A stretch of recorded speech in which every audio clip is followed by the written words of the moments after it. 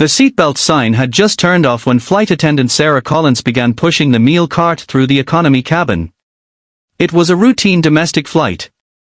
Business travelers answered emails. Families kept children entertained with coloring books. Students watched movies on seatback screens. Everything appeared perfectly normal. In seat 18A sat Daniel Brooks, a 38-year-old widowed father traveling with his 7-year-old daughter, Lily. The past week had been emotionally exhausting. They had flown across the country to attend a memorial service for Daniel's late wife, who had passed away 3 years earlier after a long illness. Lily rested her head against the window. She had cried herself to sleep shortly after takeoff. Daniel gently covered her with a small blanket. He hadn't eaten since early that morning.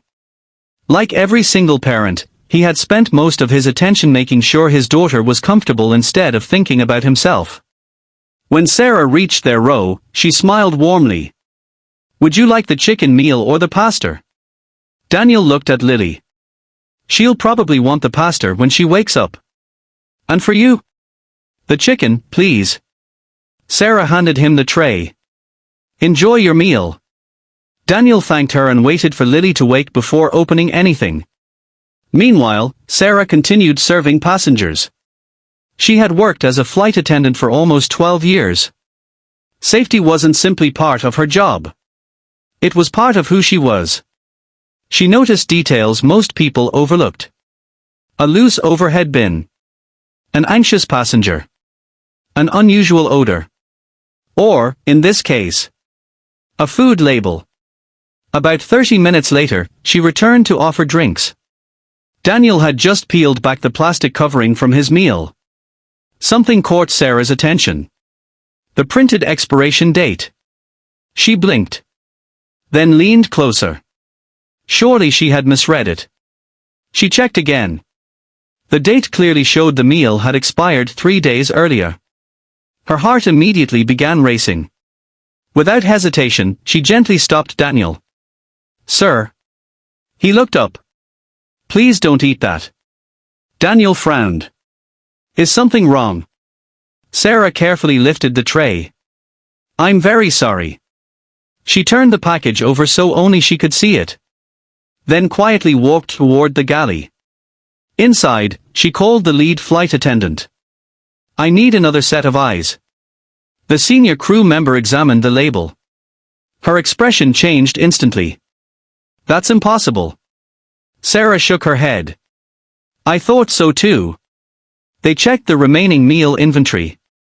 To their relief, every other meal carried the correct date. Only Daniel's tray had somehow been overlooked during catering.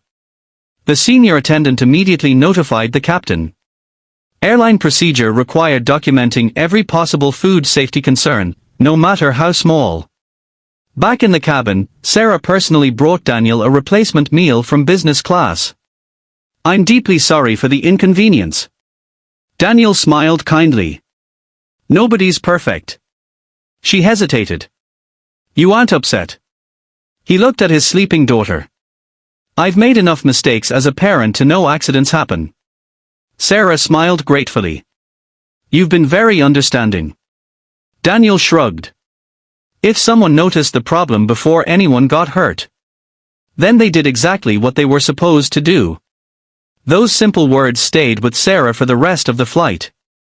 After landing, however, the situation became far more serious. Airport quality assurance managers were already waiting at the arrival gate.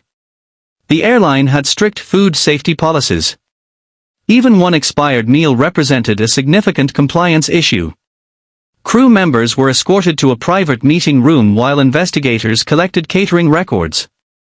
No one knew exactly how the expired tray had reached the aircraft. Their aircraft had barely reached the gate when airline supervisors stepped aboard.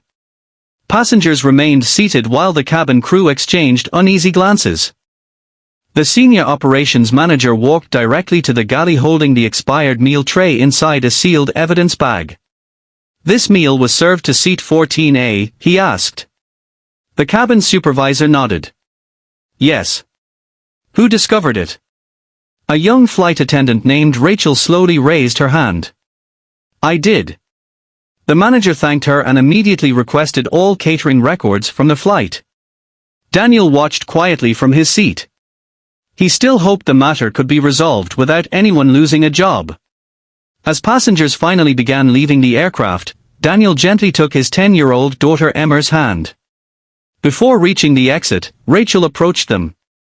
"I'm truly sorry, sir." Daniel smiled kindly. "You protected my family." She looked relieved. "I was afraid you were angry." "I appreciate what you did." Emma added softly. "Thank you for checking my dad's food." Rachel smiled for the first time since discovering their mistake.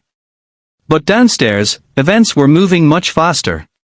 Inside the airline's operations office, investigators traced every meal loaded onto the aircraft. The expired meal hadn't simply been overlooked. According to inventory records, it should never have been placed inside the catering cart at all. Someone had manually replaced fresh inventory with older stock. The catering contractor immediately blamed a warehouse employee. The warehouse blamed airport logistics. Airport logistics blamed cabin crew.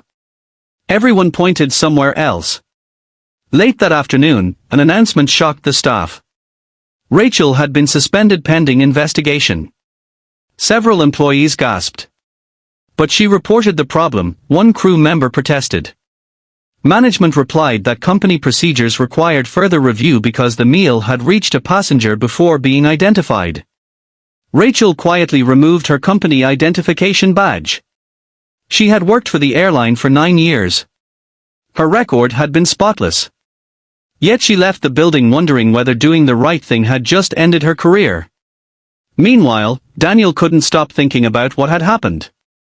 Something didn't feel right. The flight attendant hadn't caused the mistake. She had prevented something worse. That evening, he called the airline's customer relations department. "I'd like to make a statement." The representative expected a complaint. Instead, Daniel surprised everyone. "I want it officially recorded that your flight attendant acted professionally." He continued. "She noticed the expiration date before I touched the food. She immediately removed it. She treated my daughter and me with kindness. If she's being blamed, you're blaming the wrong person." The representative carefully documented every word. The following morning, Daniel received an unexpected phone call. The airline's chief safety officer wanted to meet him personally. During the meeting, Daniel repeated everything exactly as it happened. He never exaggerated. He never demanded compensation. He simply defended Rachel's integrity. The safety team decided to reopen the investigation. This time they examined airport security footage instead of relying only on paperwork. Hours of video finally revealed the truth. Late the previous evening, a temporary warehouse worker had intentionally moved several expired meals into the outgoing catering carts after mistakenly believing they were still approved for use. He wasn't acting maliciously. He had simply ignored expiration labels while trying to finish his shift quickly. Supervisors reviewing inventory also failed to perform required inspections. Rachel had been the final safety barrier. Without her careful attention, Daniel might have eaten the expired meal. The suspension was immediately cancelled. Instead of disciplinary action, Rachel received a formal commendation for protecting passenger safety. A week later, Daniel and Emma were invited to airline headquarters. Rachel was there too. The airline's CEO addressed employees gathered in the auditorium. "Today reminds us why safety depends on people willing to speak up." He turned toward Rachel. "You noticed what everyone else missed." Then he looked at Daniel. "And this passenger reminded us that honesty matters just as much as accountability." The CEO announced several important changes. Digital expiration tracking was upgraded. Additional catering inspections became mandatory. Frontline employees received new training emphasizing that reporting mistakes would be encouraged, not punished. Finally, he handed Rachel a certificate recognizing exceptional professionalism. The audience rose in a standing ovation. Rachel looked toward Daniel. "I almost lost my job." Daniel smiled. "You almost saved someone's health. They are very different things." Months later, Emma asked her father a question while they prepared dinner together. "Dad." "Yes." "Why did you help the lady after she got in trouble?" Daniel smiled as he sliced vegetables. "Because she helped us first. But she didn't know us." "Exactly." He looked at his daughter. Doing the right thing isn't supposed to depend on whether someone is family. Years later, Rachel became a senior cabin safety instructor. Every group of new flight attendants heard the same story during training. She would hold up an ordinary meal tray and say, "Never assume someone else already checked." Then she'd add, "And never be afraid to report a mistake, even if it's inconvenient." Hidden in the back of the classroom was a framed thank you letter from Daniel and Emma. It ended with one sentence she never forgot.